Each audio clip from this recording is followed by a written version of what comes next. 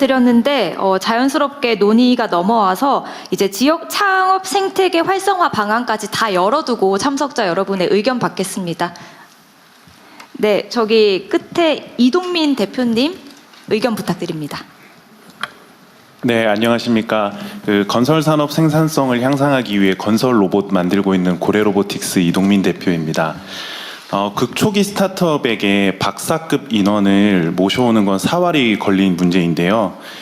박사급 인원을 모실 수 있는 가장 현실적인 방법이 병역 특례입니다. 그러나 병역 특례 지정이 비교적 까다로워서 극초기 스타트업에게는 굉장히 어렵습니다.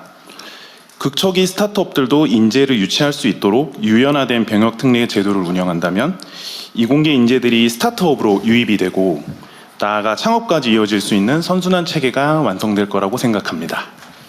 네, 이상입니다. 개인적인 질문인데 왜 고래예요? 이름이? 네, 레고를 거꾸로 네이밍했고요. 네, 모듈러한 로봇을 지향하고 있습니다. 고래? 그건 줄 알았더니. 네. 건설 로봇 개발을 하시는 거예요? 네, 하드웨어 생산은 아니고 개발. 하드웨어 개발, 그다음 소프트웨어까지 모두 다 개발하고 있습니다. 어디 계세요? 현재 마포구에 위치하고 있습니다. 네, 알겠습니다. 예, 의견 감사합니다. 또 말씀 주실 분 계실까요? 네, 하정우 수석님 옆에 한상엽 대표님, 네, 말씀 부탁드립니다. 네, 감사합니다. 저는 사회 문제를 기술로 해결하려고 하는 스타트업들이 투자하는 일을 하는 소풍벤처스에서 일하고 있습니다. 우선 새 정부 들어서 잘할 수 있다는 생각이 많이 듭니다. 네, 감사드리고요. 그리고 대통령님께서 임기 시작하실 때 한국 자본시장 성장을 위해서 몸소 코스피 ETF에 투자하신 걸로 알고 있는데요. 요새 2배 났습니다. 축하드립니다. 너무 부럽습니다.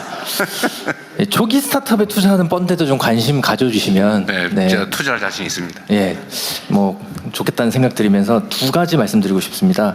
저는 첫 번째는 모두의 창업 프로그램의 지속성과 그 프로그램 자체의 성장에 대한 말씀을 좀 드리고 싶은데요. 전환 혹은 관점 자체를 창업 수에서 좀 시장 규모와 매출로 바꾸는 그 지표를 세팅해야 된다는 제안을 먼저 드리고 싶습니다.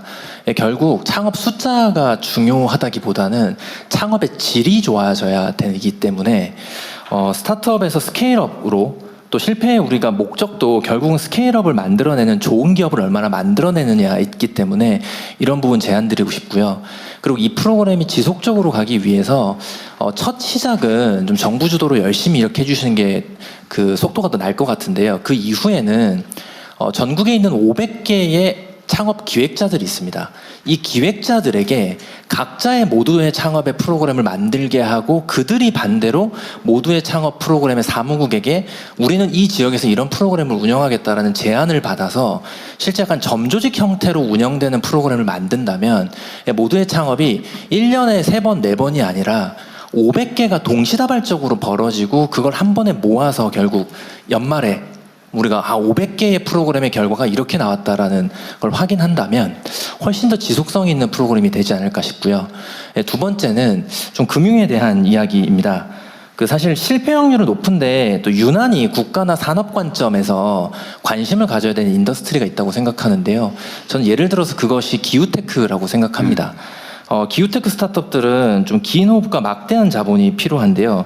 그렇기 때문에 좀 기후에너지 투자공사와 같이 좀 장기적이고 과감한 좀 투자를 전담할 수 있는 공적기관이 반드시 필요합니다. 실제 미국에서도 실리콘밸리 은행이라고 하는 사례가 존재했고요. 이 개념을 좀 확대한다면 물론 모태펀드도 역할을 잘하고 있습니다만 우리가 스타트업 투자공사 이런 형태로 정말 리스크를 제대로 테이킹할 수 있는 금융기구를 하나 만들어낸다면 역시나 이 스타트업 열풍도 좀 더 지속성을 갖고 가지 않을까라는 제안 드리고 싶습니다. 이상입니다. 네, 좋은 생각이 같네요.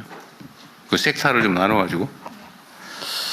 근데 제대로 지속적으로 투자하면 어쨌든 한 100개 이렇게 투자를 하면 한 7, 80개는 사라지겠지만 그중에 한 10개, 20개만 살아남아서 성공해서 한두 개만 성공했다 다 충분히 복구할 수 있는 거 아닌가요? 그죠? 네, 사실 전 세계적으로 빅테크가 나타나는 숫자는 0.01% 정도? 만 분의 1% 만분의 안쪽, 일? 네, 그 정도라고 얘기하고 있습니다.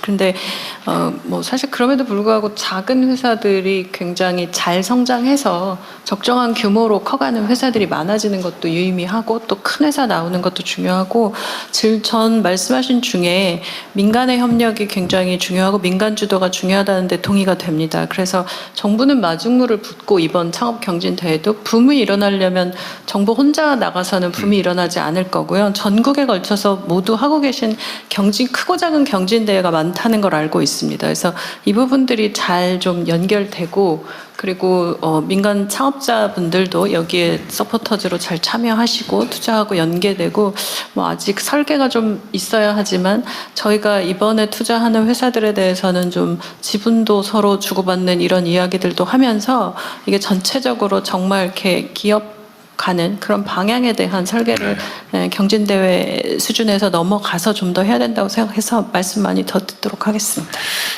그러니까 심사를 통해서 성공 가능성이나 발전 가능성, 성장 가능성 이런 걸 봐서 물론 그 중에 뭐 절반이 사라질 수도 있지만 그래도 모두에게 기회를 주고 안정적으로 지속적으로 하려면 펀드보다는 투자공사가 훨씬 더 안정적일 것 같긴 하네요.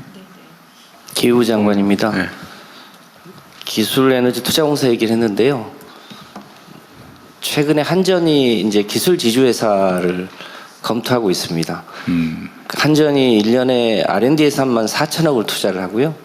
가지고 있는 특허만 8천 개가 있는데 그거에 대해서 그걸 제대로 쓰일 수 있도록 그 기회 자체가 열리지를 않았는데 그 다양한 전력과 에너지 관련한 곳에 한전의 기술력을 가지고 일종의 기술 지주회사나 투자공사 개념으로 하면 훨씬 더 벤처 스타트업을 키울 수 있는 일종의 모태펀드 기능을 충분히 가질 수 있거든요. 그게 활성화되면 충분히 가능성이 더 높아질 수 있을 것 같습니다. 하여튼 펀드도 그 기능을 하긴 하는데 이게 지금 펀드는 청산 욕구가 있잖아, 그죠? 이익 실현 욕구나 청산 욕구 때문에 지속성에 약간 문제가 있을 것 같은데. 네, 지금 말씀 주신 부분까지 사실 다 같이 조금 더 이제 단계가 넘어가면 검토하려고 했었는데요. 이 부분들도 같이 넣어서 그러시죠. 네, 좋은 제안인 것 가겠습니다. 같습니다. 네. 예, 계속해서 의견 듣겠습니다. 대통령